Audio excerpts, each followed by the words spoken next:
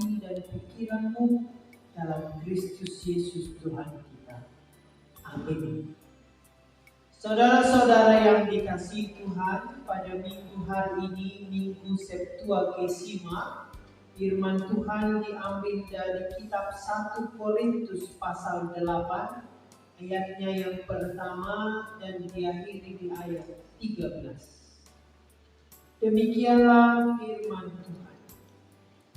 Sekarang tentang daging yang dipersembahkan kepada berhala, kita tahu kita semua mempunyai pengetahuan yang demikian membuat orang menjadi sombong, tapi kasih membangun. Jika ada orang yang menyangka bahwa ia mempunyai suatu pengetahuan, maka ia belum juga mencapai pengetahuan sebagaimana yang harus dicapai. Namun orang yang mengasihi Allah, ia dikenal oleh Allah. Tentang hal makan daging yang dipersembahkan kepada berhala, kita tahu tidak ada berhala di dunia dan tidak ada ilah selain Allah yang Esa. Sebab sungguh pun ada yang disebut ilah, baik di surga maupun di bumi, dan memang benar ada banyak ilah dan banyak Tuhan yang demikian. Bagi kita hanya ada satu Allah, yaitu Bapa, yang dari Dia berasal segala sesuatu dan yang untuk Dia kita hidup, dan satu Tuhan saja, yaitu Yesus Kristus, yang karena Dia segala sesuatu telah dijadikan dan yang karena Dia kita hidup. Tetapi tidak semua orang yang mempunyai pengetahuan itu. Ada orang yang karena masih terus terikat pada berhala-berhala, makan daging itu sebagai daging yang dipersembahkan kepada berhala. Oleh karena hati nurani mereka lemah, hati nurani mereka itu dinodai olehnya. Makanan tidak membawa kita lebih dekat kepada Allah. Kita tidak rugi apa-apa kalau tidak kita makan, dan kita tidak untung apa-apa kalau kita makan. Namun jagalah supaya kebebasanmu ini jangan menjadi batu sandungan bagi mereka yang lemah. Sebab apabila orang melihat engkau yang mempunyai pengetahuan sedang duduk makan di dalam kuil berhala, bukankah orang yang lemah hati nuraninya itu terdorong untuk makan daging yang dipersembahkan kepada berhala? Dengan demikian, orang yang lemah itu saudaramu, yang untuknya Kristus telah mati, menjadi binasa karena pengetahuan. Jika kamu secara demikian berdosa terhadap saudara-saudaramu dan melukai hati nurani mereka yang lemah, kamu pada hakikatnya berdosa terhadap Kristus. Karena itu, apabila makanan menjadi batu sandungan bagi saudaraku, aku untuk selama-lamanya tidak akan mau makan daging lagi, supaya aku jangan menjadi batu sandungan bagi saudara. Sampai di sana pembacaan firman Tuhan. Shalom. Horas. Selamat tahun baru. Ada yang baru pulang kampung kan ini? Bapak Ibu dan saudara-saudara yang dikasihi Tuhan, sekarang ini kebebasan kita memang dijamin oleh undang-undang, dan kebebasan kita juga dijamin yang kita kenal dengan hak asasi manusia. Semua orang kini bebas berekspresi dan bebas mengaktualisasikan dirinya. Namun belakangan ini kebebasan itu seolah bablas. Seseorang bisa sesuka hatinya mengkritik orang lain, bahkan kadang sampai melakukan penghinaan. Orang-orang seperti itu kadang hidup seolah-olah tidak punya perasaan atau hati nurani. Orang tak lagi kritis, mungkin berpengetahuan, tetapi menjadi sombong. Banyak juga di antara mahasiswa misalnya karena dia agak pintar pasti mengatakan, alah dosen ini sok-sokan, percuma doktor. Alah Pak Pendeta ini sok-sokan, percuma pendeta. Mungkin banyak di antara kita yang berpikiran kita lebih jago daripada orang lain, sehingga kita menjadi sombong. Dunia sekarang ini juga kehilangan batasnya. Berbeda dengan zaman para orang tua dulu, setiap perilaku itu diberi batasan dengan cerita-cerita mistis sehingga tabu untuk melanggar larangan itu. Coba kalau ada di sini yang masih hidup di zaman itu, kita ingat ketika misalnya orang mau buang air kecil di pohon yang besar atau tempat yang dianggap keramat, apa yang dikatakan orang? Serta bijo,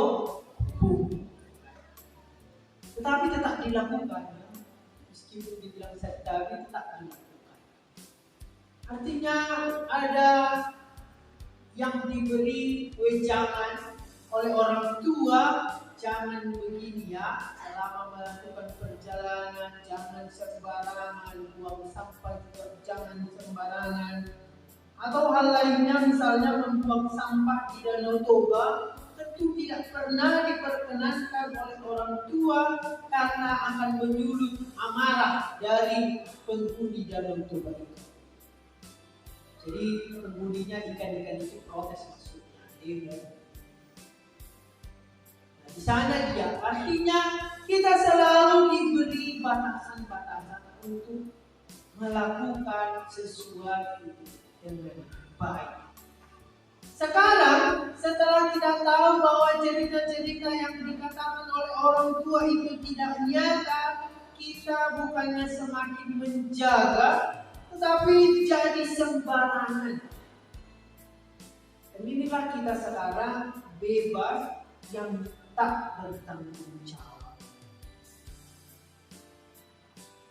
Dan kalau kita melihat lagi contoh sederhana dalam kehidupan kita sekarang ini, orang semakin individualis, tidak boleh dilarang. Nah ini kan diriku, ngapain kau larang? Ada HAM yang menjamin kebebasan dan ada undang-undang juga. Karena itu Anda tidak berhak melarang saya.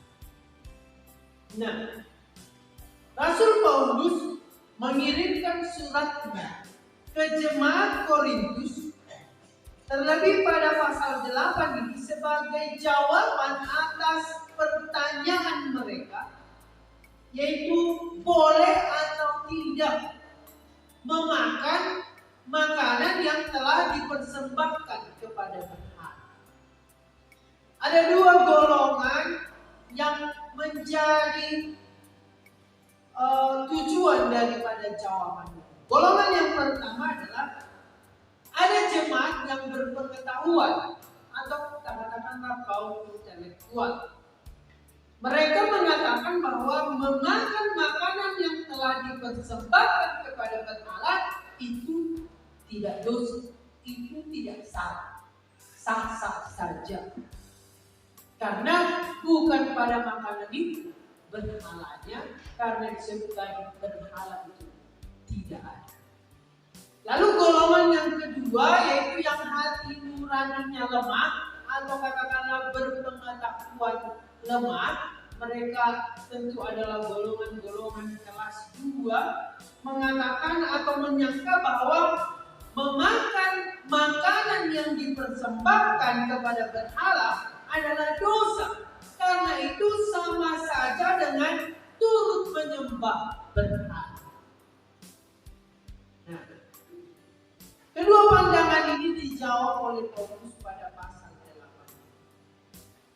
sederhananya kita juga pernah mengalaminya. Rumah siapa yang dekat dengan kuburan Cina? Nah itu ada cerita. Pernah ngambil makanan dari kuburan Cina? Tak pernah, yang benar. Tapi ada saja orang Kristen bahkan atau orang-orang sekuler yang mau mengambil makanan. Karena menurutnya, nah ini orang boleh dimasak dipersembahkan begitu bagusnya pisang ini, jeruk ini dan sebagainya. Dan kami pun di Samosir itu kalau mau pemilu begini banyak yang datang dari kota ini membawa persembahan bukan untuk gereja, untuk Puji karena dia mau calon legislatif. Ya, bayangkan sudah berpendidikan tetapi masih percaya pergi ke Gunung Kusuk. Bayangkan. Dan inilah yang terjadi juga di jemaat Korintus. Tentu masih ada jemaat mereka hidup dalam keberagaman, banyak kuil-kuil yang ada di sana, orang-orang mempersembahkan persembahan di sana, lalu akhirnya persembahan itu dijual lagi kepada orang lain, lalu mengatakan ini boleh atau tidak. Menurut kalian boleh atau tidak memakan makanan yang ada di kuburan-kuburan itu? Boleh. Nah, ternyata tidak semudah kita menjawab. Rasul Paulus bahkan dari pasal 8 sampai pasal 14 nanti di sana dia hanya berbicara, memberi jawaban boleh atau tidak boleh dalam kasus-kasus jemaat di Korintus. Oleh karena itu hal pertama yang dijawab oleh Rasul Paulus supaya jemaat di Korintus terutama yang berpengetahuan supaya jangan sombong, melainkan harus hati-hati atau waspada, sebab tidak semua orang punya pengetahuan yang sama dengan mereka. Karena tidak semua yang mereka lakukan juga adalah sebuah kebenaran, meski mereka punya pemahaman bahwa memakan makanan yang telah dipersembahkan kepada berhala tidak dosa, akan tetapi bisa menjadi batu sandungan bagi orang berpengetahuan lemah. Untuk itu perlu menjaga diri supaya tidak menjadi batu sandungan. Betul kita punya kebebasan, tetapi kebebasan kita juga tidak boleh melanggar kebebasan orang lain. Rasul Paulus menekankan pengetahuan memang penting, tetapi kasih harus selalu didukung. Artinya di sana meskipun kita tahu itu tidak dosa, tetapi tidak serta-merta kita langsung melakukan. Kita harus punya pertimbangan etis bagaimana konsekuensi perilaku saya dengan orang-orang yang tidak memahami. Oleh karena itu ternyata kita juga perlu toleransi pengetahuan. Kita harus memaklumi bahwa orang-orang tidak bisa sepintar kita. Ya kan? Ada toleransi yang dimiliki. Oleh karena itu pengetahuan tidak akan menolong kita tanpa adanya kasih. Rasul Paulus menekankan bahwa kasih itu jauh lebih utama karena pengetahuan sebaiknya bermuara pada kasih. Bayangkan kalau tidak ada kasih, bom atom diciptakan. Tadinya itu bukan tujuan menghancurkan, tapi setelah Hiroshima Nagasaki bom tanpa kasih itu menjadi bencana. Ya. Oleh karena itu Rasul Paulus mengatakan orang yang mengasihi Allah, ia dikenal oleh Allah. Sehingga kasih inilah yang penting. Meski kita punya pengetahuan yang banyak, tapi kalau kita tidak punya kasih, inilah yang melemahkan. Itulah mengapa Rasul Paulus mengatakan di ayat 2, jika ada orang yang menyangka bahwa ia mempunyai suatu pengetahuan, maka ia belum juga mencapai pengetahuan sebagaimana yang harus dicapai.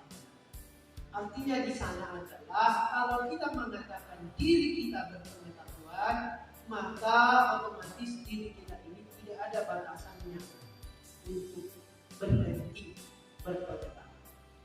Karena ilmu itu selalu berubah dan selalu bertemu dengan hal-hal yang baru.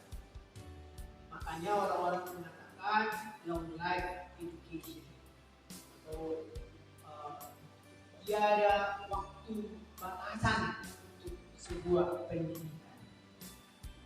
Oleh karena itu memang pada ayat ini dikatakan memang tidak ada berhala dan tidak ada ilah selain Allah yang esa. Hanya satu Allah, yaitu Bapa. Rasul Paulus tidak mau jemaat di Korintus kembali dan meniru penyembah berhala yang ada di kota itu. Karena kota Korintus tadi dipenuhi penyembahan, tentu akan terjadi sinkretisme. Sinkretisme itu ketika segala sesuatunya boleh diromantisasi. Nah, kami nggak menyembah kok, hanya menghargai leluhur. Kan sudah menjadi sinkretisme. Nah, oleh karena itulah mereka yang benar-benar hidup dengan realitas penyembah-penyembah ilah itu, sebaiknya mereka menjaga diri untuk tidak melakukan atau memakan daging persembahan. Rasul Paulus memang tidak melarang orang memakan makanan yang telah dipersembahkan, tetapi perlu diingat bahwa tindakan itu punya dampak terhadap orang Kristen. Sehingga lebih baik tidak dimakan. Sama seperti kita yang datang ke gereja ini, tentu orang-orang HKBP itu berpakaiannya pakaian yang rapi dan sopan. Kalau kita datang misalnya dengan kebebasan, lah ini kan sudah zaman modern, datang dengan you can see, kan akan menjadi batu sandungan bagi orang lain. Meski bagi kita itu benar, tapi bagi orang lain pasti ngapain dia lupa baju. Atau kita datang misalnya seperti saya berkhutbah lalu cincin saya besar gitu, baru saya gitu. Bukan sudah menjadi batu sandungan. Betul itu adalah milik saya, betul itu adalah hak daripada saya, telah dijamin. Tapi tidak hanya sebatas itu kita menilai sebuah kebebasan. Kebebasan itu harus selalu punya pegangan. Kalau tidak punya pegangan, maka dia akan hilang selama. Oleh karena itulah, dalam hal ini betul bahwa orang Kristen tidak masalah memakan makanan yang dipersembahkan. Tetapi kalau orang Kristen berhati nurani lemah atau berpengetahuan lemah, melihat ada yang memakan makanan yang dipersembahkan, kita duduk di kuil lalu memakannya, maka ia akan memahami bahwa penyembahan berhala masih terus berlanjut meski sudah Kristen. Misalnya tiba-tiba saya seorang pendeta melihat di kuburan Cina di Batu Kuru sana, pas mau mengubur orang meninggal dari sini, lalu ada buah, tunggu dulu biar kita makan dulu. Nah, orang yang melihat kan, oh pendeta itu juga itu menyembah berhala, karena dia hanya memandang. Disitulah letak persoalan dari jemaat Korintus. Oleh karena itu orang-orang Kristen berpengetahuan lemah ini akan jatuh pada penyembahan berhala, dan orang yang berpengetahuan merasa yang dilakukannya tidak salah. Di sini terjadi makanan itu kan hakku. Kalau orang lain jadi salah, bukan tanggung jawab. Inilah yang harus kita hindari. Demikianlah kita juga pada masa sekarang ini. Saya tidak bermaksud seperti itu. Dia saja yang bodoh. Pernyataan seperti ini tidak seharusnya kita katakan. Sangat penting bagi kita untuk mengalah, untuk tidak melakukan tindakan yang dapat menjebak orang lain. Karena itu lebih baik kita mengalah. Orang yang berpengetahuan itu pasti lebih rendah hati. Kalau orang yang berpengetahuan itu sombong, maka itu namanya sombong. Nah, menjaga supaya kita tidak menjadi batu sandungan, Rasul Paulus mengatakan, karena apabila makanan menjadi batu sandungan bagi saudaraku, aku untuk selama-lamanya tidak akan mau makan daging lagi, supaya aku jangan menjadi batu sandungan bagi saudara. Rasul Paulus lebih memutuskan, ya sudah, kalau memang ini berdampak buruk, lebih baik tidak saya. Meski saya tahu itu tidak salah, tapi demi menghargai, bertoleransi. Ini juga lah yang harus kita lakukan. Misalnya kita mahasiswa, kalian mahasiswa Kristen, lalu kalian bersahabat dengan orang-orang lain, terus kalian ajak dia kenapa? Itu namanya tidak bijak, ya. Ayolah supaya kau tahu rasanya. Nah, di situ kita harus membatasi kebebasan. Nanti kita bilanglah, dia kok yang mau, bukan kami.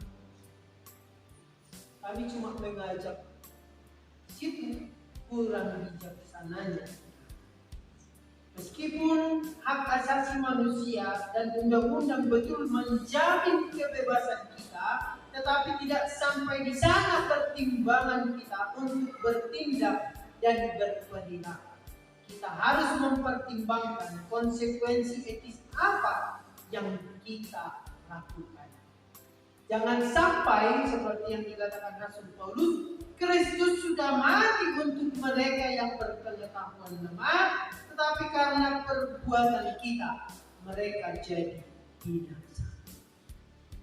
Karena itu keteladanan itu penting dari dalam diri. Jika kita berdosa terhadap mereka, maka kita juga berdosa kepada Kristus. Rasul Paulus tidak hanya mau menjawab di sini tentang makanan itu boleh atau tidak. Lebih dari itu, Rasul Paulus ingin para jemaat Kristen di Korintus betul-betul hidup dalam kasih, menghargai keberagaman.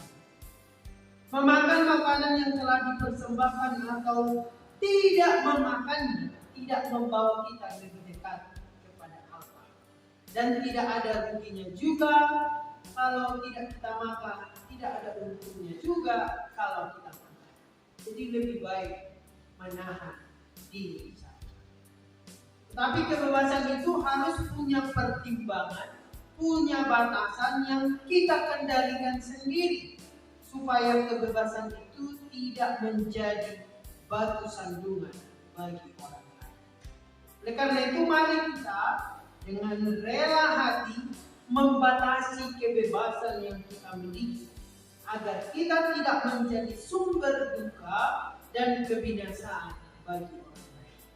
Sinilah pesan pastoral yang disampaikan Rasul Paulus bagi kita semua. Bapak Ibu dan saudara-saudara, kita telah dibebaskan dan diselamatkan oleh Kristus dari perbudakan dosa.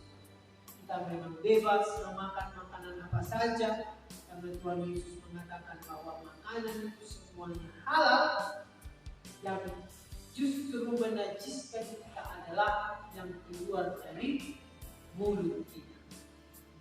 Oleh karena itulah kita menjadi manusia bebas, tetapi dalam kemanusiaan yang bebas Yesus Kristus menjadi teladan hidup kita. Ia bebas dalam melakukan kehendak Allah, demikian juga dengan kita.